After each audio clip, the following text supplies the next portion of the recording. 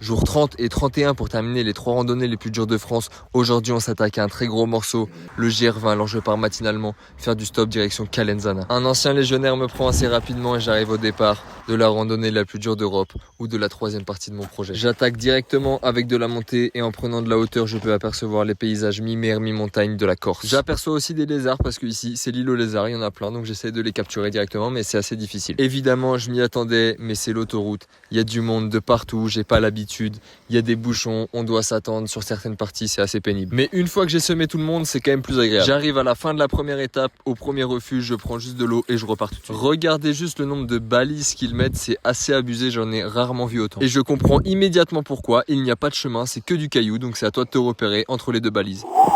Je me rends très vite compte de la difficulté des chemins. Ce n'est que des cailloux sous une grosse chaleur avec des pentes très élevées. Je dois m'adapter assez rapidement parce que c'est pas du tout le même effort et la même gestion d'énergie que sur mes randonnées précédentes. C'est beaucoup plus compliqué que ce que je pensais et je comprends pourquoi il y a des étapes qui font 7 km. Après avoir réussi à doubler et à faire 18 km et 2000 mètres de dénivelé, j'arrive au refuge. C'est blindé de monde, j'ai pas l'habitude, donc je me fais à manger, je dors et je repars illico presto. Je décide de redoubler les étapes aujourd'hui, donc 14 km avec 2000 mètres de dénivelé m'attendent. Toujours sur ce même terrain cabossé de fou furieux, méga énergivore. Des pentes de 30 à 45 degrés sur des cailloux, pour moi ce n'est pas une randonnée, ce n'est pas de l'escalade, c'est un parcours pour devenir un bouquetin. Je passe le premier col malgré le bain de foule, je redescends, j'arrive au deuxième refuge, mais pour moi c'est l'heure de repartir pour la deuxième étape. Et je sais déjà ce qui m'attend. Ça va être la guerre, ça.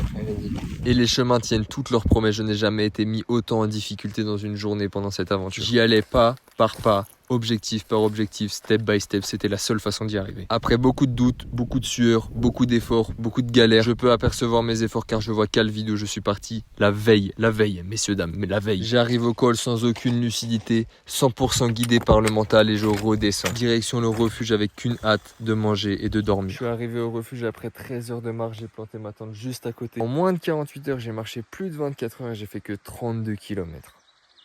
Ça paraît peu, mais dans ces montagnes, c'est beaucoup. J'ai fait 4000 mètres de dénivelé au total. Donc je me suis bien avancé. J'ai fait les étapes les plus dures et j'espère que ce sera mieux les prochains jours. Là, je vais manger.